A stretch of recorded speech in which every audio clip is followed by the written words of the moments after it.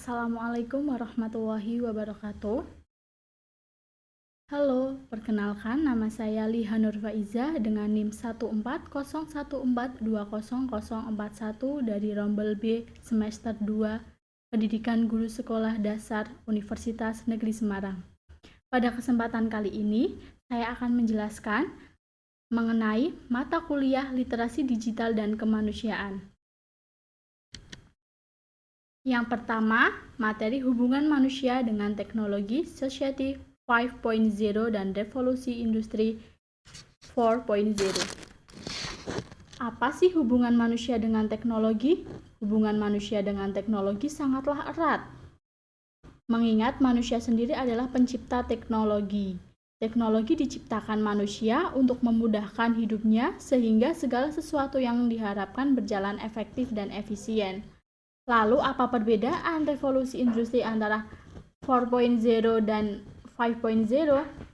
Yang pertama, 4.0 di sini menerapkan konsep kecerdasan buatan. Lalu bagaimana dengan 5.0? 5.0 diharapkan dapat mengurangi adanya kesenjangan antara manusia dengan masalah ekonomi ke depannya. Di sini 5.0 itu diharapkan bisa melayani kebutuhan manusia.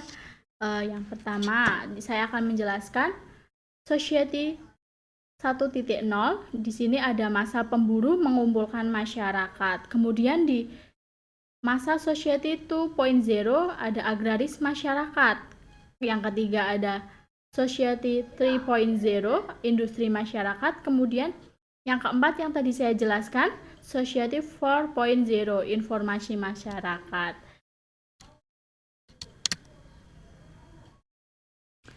Kemudian di sini mendefinisikan masyarakat 1.0 sebagai tahap pemburu mengumpulkan dari perkembangan manusia.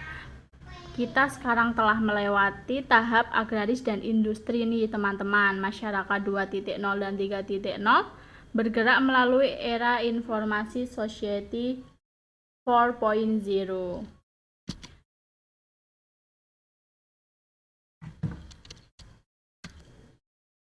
Kemudian nih teman-teman, ada materi yang kedua, ada dampak positif dan dampak negatif teknologi.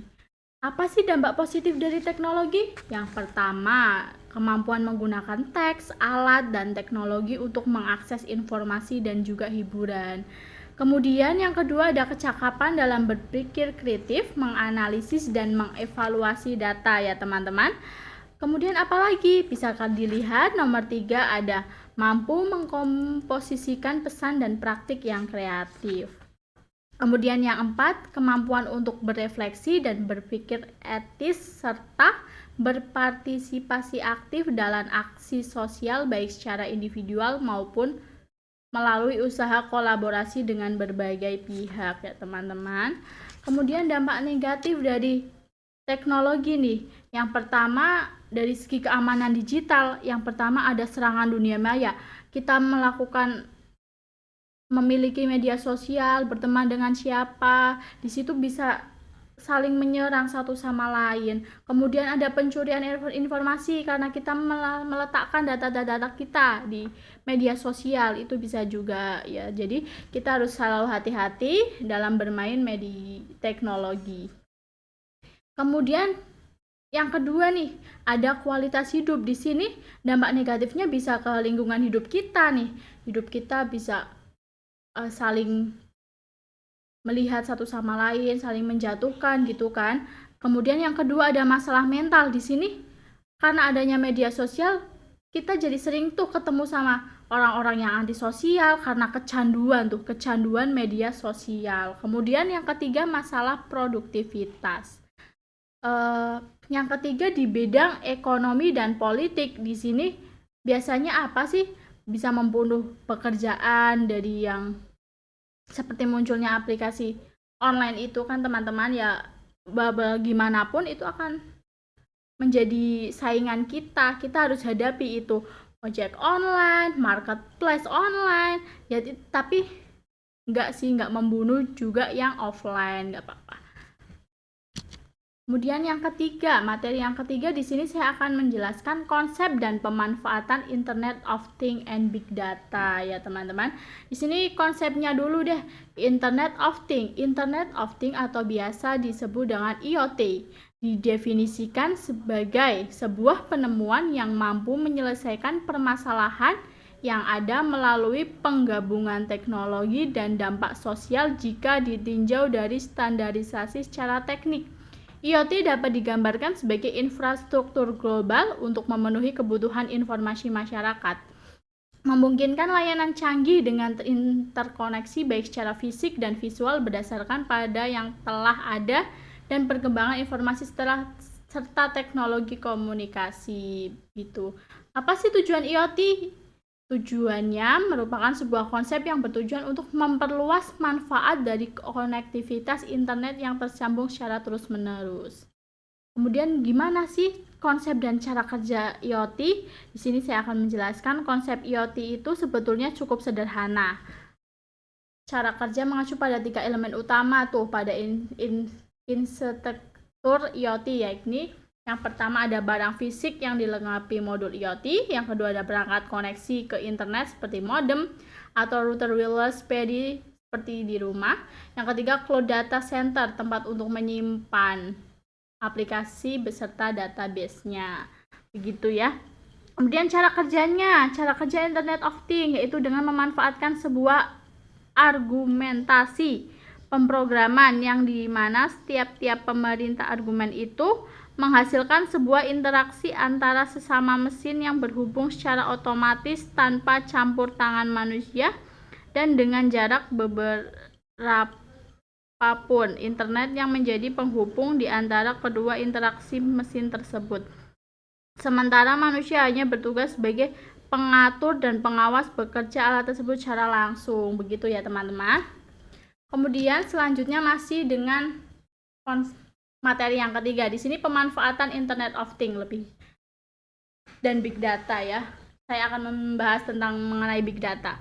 Big Data itu apa sih? Bisa dilihat di sini. Big Data adalah istilah yang menggambarkan volume data yang besar, baik yang terstruktur maupun data yang tidak terstruktur. Big Data telah digunakan dalam banyak bisnis nih teman-teman. Tidak hanya besar data mempunyai poin utama, tetapi yang harus dilakukan organisasi dengan data tersebut. Big Data dapat dianalisis untuk wawasan yang mempengaruhi pada pengambilan keputusan dan strategi bisnis yang lebih baik. Potensi Big Data, di sini jumlah data yang dibuat dan dapat disimpan pada tingkat global hari ini hampir tidak terbayangkan jumlahnya. Data tersebut terus tumbuh tanpa hentinya, artinya Big Data memiliki potensi tinggi untuk mengumpulkan wawasan kunci dari informasi bisnis. Sayangnya, sampai saat ini baru sebagian kecil data yang telah dianalisis. Big Data dalam bisnis menjadi strategi yang baik dalam pengelolaan informasi mentah menjadi keuntungan yang terus mengalir ke organisasi bisnis setiap hari. Kemudian mengapa sih Big Data itu penting? Di sini saya akan membahasnya juga ya teman-teman. Pentingnya Big Data tidak hanya berputar pada jumlah data organisasi miliki, tetapi hal yang penting adalah bagaimana mengelola data internal dan eksternal. Kita dapat mengambil data dari sumber manapun untuk menganalisisnya, untuk menemukan jawaban yang diinginkan seperti 1, pengurangan biaya, yang 2, pengurangan waktu, dan yang ketiga adalah pengembangan produk baru dan optimalisasi penawaran produk. Kemudian yang keempat ada pengambilan keputusan yang cerdas. Baik, untuk selanjutnya kita masuk ke materi yang keempat, ada konsep dan pemanfaatan artificial intelligence. Di sini saya akan menjelaskan yang pertama ada konsep dasar artificial intelligence. Artificial intelligence atau biasa disebut dengan AI yang artinya kecerdasan buatan merupakan mesin yang belajar dari pengalaman, menyesuaikan diri dengan inputan baru dan melakukan tugas seperti manusia. Kemudian ada tujuan dari AI. 1, membuat mesin menjadi lebih pintar, itu adalah tujuan utamanya. Yang kedua, memahami apa itu kecerdasan, menjadi tujuan ilmiah. Yang kemudian yang ketiga, membuat mesin lebih bermanfaat. Kemudian yang selanjutnya ada konsepnya, konsep dari AI. Di sini yang pertama sistem yang berpikir seperti manusia atau thinking humanly. Kemudian sistem yang berpikir secara rasional atau thinking rationally. Kemudian yang ketiga sistem yang bertindak seperti manusia atau acting humanly. Yang terakhir sistem yang bertindak secara rasional atau acting humanly, rationally, mohon maaf. Kemudian ada implementasi nih dari AI sendiri. Yang pertama ada teknologi artificial intelligence di bidang medis untuk meningkatkan efek pengobatan. Kemudian yang kedua ada teknologi artificial intelligence dalam jurnalisme. Kemudian yang ketiga perbaikan mobil menggunakan AR atau augmented reality. Yang keempat mendukung proses perekrutan karyawan. Kemudian yang terakhir ada meningkatkan kepuasan dengan layanan pelanggan. Di sini ada asisten virtual dan chatbot. Masuk ke materi yang keempat, ada pemanfaatan artificial intelligence. Di sini ada yang pertama contohnya, contoh penerapannya. Kita bisa lihat di asisten virtual, itu bisa kita jumpai di asisten Google. Kemudian ada Deepface Facebook. Saat kita upload atau post foto gitu, kita nggak perlu tuh secara manual teks satu-satu. Facebook udah bisa mengenali wajah-wajahnya. Itu dengan menerapkan konsep artificial intelligence, kehebatan artificial intelligence. Kemudian yang ketiga rekomendasi pada e-commerce.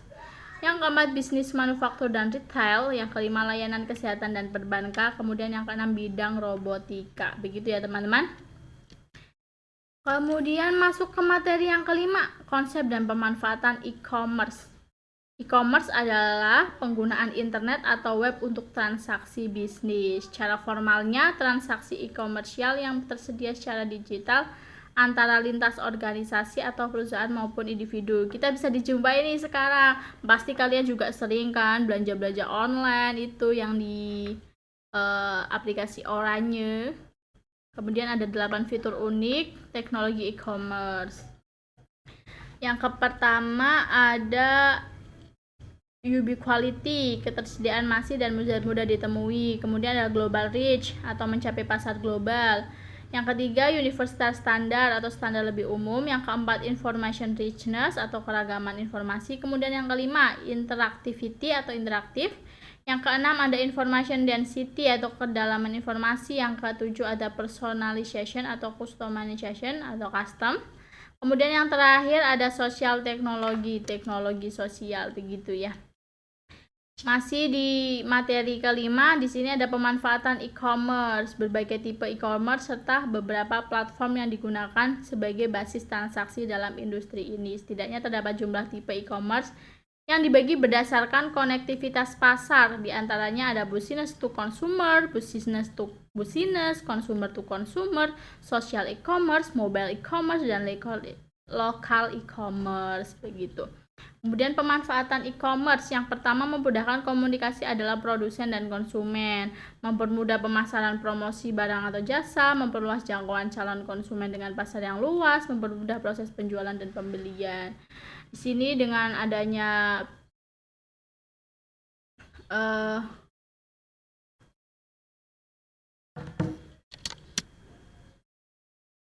di sini kita bisa lihat dari adanya situs belanja online.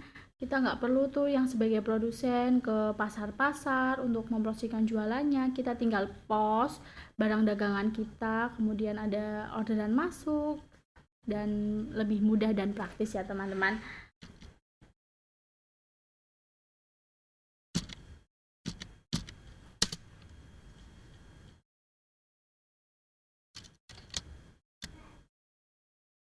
Kemudian materi yang keenam, kita masuk di etika dunia siber.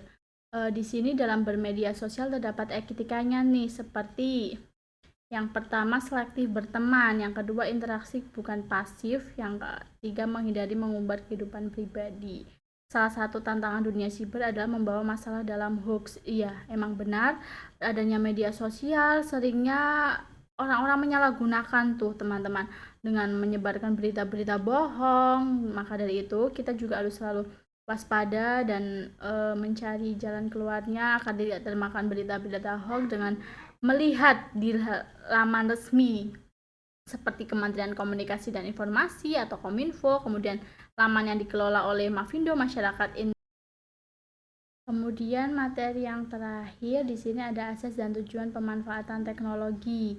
Ada asas kepastian hukum, asas manfaat, asas kehati-hatian, asas itikat baik, dan juga asas kebebasan memilih teknologi atau netral teknologi.